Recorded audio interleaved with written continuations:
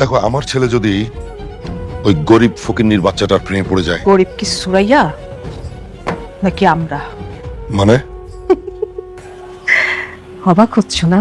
এখন থেকে 16 বছর আগে তুমি সুরাইয়ার লটারিতে জেতা 50 লাখ টাকা কেটে নিয়েছিলে। আপনি তো আমার মায়ের বান্ধবী, তাই ভাবলাম সবার আগে আপনাকে দাওয়াতটা দিয়ে যাই।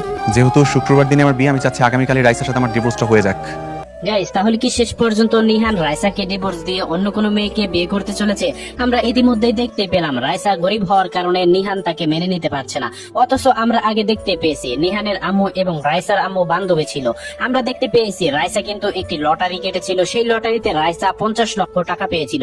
সেই টাকা নিহানের বাবা মেরে দিয়ে সে আজকে কোটিপতি হয়েছে। অন্যদিকে রাইসারা এখনো গরিবই রয়ে গিয়েছে, যার ফলে এখনো আমরা দেখতে পাচ্ছি নিহান এবং রাইসার বিয়ে কোনোভাবেই মেনে নিতে পারছে না নিহানের বাবা। গাইস, কি হতে চলেছে বস্তির জামাই কোটিপতি নাটকের আগামী 2 নম্বর পর্বে বা বস্তির জামাই কোটিপতি নাটকের 2 নম্বর পর্বটি আপনি সবার আগে কিভাবে দেখবেন এই বিষয়ে আলোচনা করব আজকের ভিডিওটির মাধ্যমে। তাই গাইস, আজকের ভিডিওটি অবশ্যই একটু না টেনে সম্পূর্ণ দেখতে থাকুন।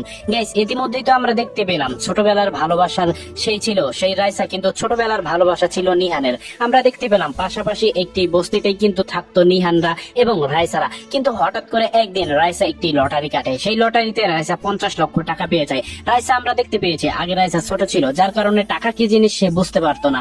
ফলে আমরা দেখতে পেয়েছি নিহানের বাবা বাটপারি করে রাইসার কাছ থেকে 50 লক্ষ টাকা হাতিয়ে নিয়েছে। সে ফলে আজকে সেই টাকা ইনভেস্ট করে সে এখন হাজার হাজার কোটি টাকার মালিক রয়ে গিয়েছে। অন্যদিকে আমরা দেখতে পেয়েছি রাইসা এবং রাইসার মা এখনো সেই বস্তিতেই বসবাস করছে, এখনো তারা অনেক গরিবই রয়ে গিয়েছে। ফলে এত বছর পরে যখন রাইসা এবং নিহান বড় হয়েছে, একে অপরের ভালোবাসার কথা যখন তারা জানতে পেরেছে, তখন কিন্তু নিহান কিছুতেই রাইসাকে মেনে নিতে পারছে না। অপরদিকে রাইসার নিহানের বাবাও কিন্তু রাইসাকে মেনে নিতে পারছে না। আমরা গাইস দেখতে পেয়েছি নিহানের আম্মু কিন্তু অনেক ভালো, সে কিন্তু সমস্ত তথ্য সমস্ত গোপন কথাই কিন্তু ফাঁস করে দিচ্ছে। গাইস, তাহলে পরবর্তী পর্বে কি হতে চলেছে? পরবর্তী পর্বে কিন্তু অনেক ধামাকাদার ঘটনা কিন্তু ঘটতে চলেছে, সেটা কিন্তু আপনারা দেখতেই পারবেন। আজকের এই ভিডিওটির মাধ্যমে কিন্তু সমস্ত কিছুই জেনে যেতে পারবেন।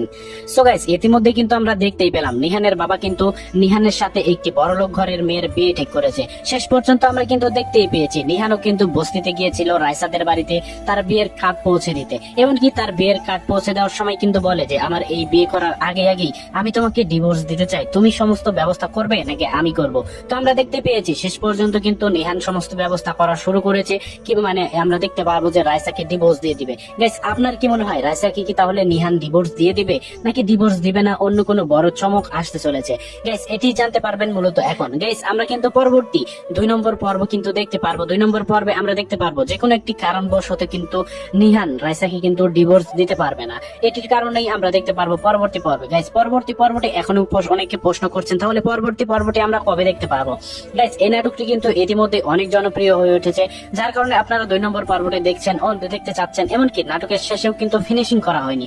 সো গাইস, আশা করা যাচ্ছে আগামী 1 সপ্তাহ থেকে 10 দিনের মধ্যেই কিন্তু আপনারা দেখতে পারবেন যে এই বস্তির জামাই কোটিপতি নাটকের আগামী 2 নম্বর পর্বটি। তো গাইস, এই ছিল মূলত আমাদের আজকের ভিডিও। আজকের ভিডিওটি কেমন লেগেছে অবশ্যই কিন্তু কমেন্ট করে জানিয়ে দিতে ভুলবেন না।